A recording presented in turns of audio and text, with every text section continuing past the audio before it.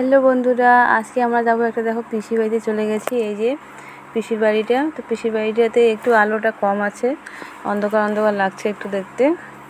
পিসির বাড়িতে গেছি, তো পিসি বলছে চা খাও। দেখো এখানে মুড়ি চানাচুর নিয়ে নিয়েছি। মুড়ি চানাচুর মানে এই যে আমি ওখানে মাখছি, পিসি চা করছে। তো পিসি বললো চা খাও আমাদের বাড়িতে। তো বন্ধুরা তাহলে ঠিক আছে। তো এখানে মুড়ি পেঁয়াজ টিয়াজ এখন দেওয়া হয়নি, দেওয়া হবে। তো বন্ধুরা আমরা খাওয়া দাওয়া করে চলে আসলাম বাড়িতে। আমি রান্না আগেই করে রেখেছি। আর এই যে এখানে পাতাকপি সবজি, ছেলে বললো মা পাতাকপি তরকারি খাবো, তো পাতাকপি তরকারি আমি এখানে রান্না করছি। তো পাতাকপিটা আমি বড় বড় করে কেটেছি, খুব ভালো লাগলো পাতাকপিটা। আমি জানি যে মানে এখনকার পাতাকপি আর কি ভালো করে সিদ্ধ হয় না, এতটা বেশি ভালো হয় না, কিন্তু আমার মনে হচ্ছে কেন জানি পাতাকপিটা ভালো হবে। তো এই যে ভাত হয়ে গেছে।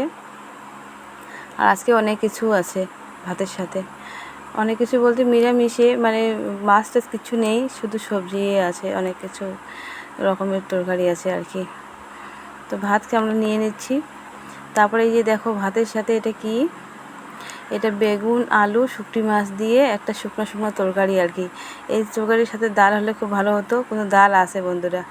তারপর দেখো এই যে এখানে হচ্ছে পটলের তরকারি, এটা হয়েছে পটল। আর এই যে পটলের সাথে তো তোমাদের দাদাভাইও চলে আসছে, খেতে দিচ্ছি। আর এই ছোলার তরকারি অল্প ছিল দুপুরবেলার এটা। আর এই যে এখানে হচ্ছে ভরুয়া করলা বাচ্চারা খেতে চায় না, 2-3টে মানে করলা করেছিলাম। আর আছে বন্ধুরা কিসের তরকারি বলো তো, গাট্টা আঁকা সবজি। এই যে এটা বলে গোট্টা আঁকা সবজি, বেসনের তরকারি। আমি এর আগে বেসনের তরকারি এই যে এটা যে আছে, আমি এটা দিয়ে ফ্রাইড রাইসও করেছিলাম। আর এই সবজিটাও আমি মানে ভিডিওতে দিয়েছিলাম।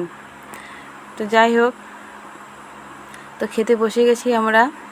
আর এখানে আমরা রুটি খাচ্ছি, মেয়ে বলছে রুটি খাবে, আমরা দুজন এখানে রুটি খাচ্ছি। রুটি খাওয়ার পর ভাত খাবো আমরা, সেজন্য।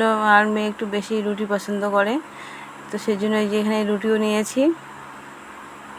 রুটি খেয়ে তারপরে আমরা ভাত খাবো।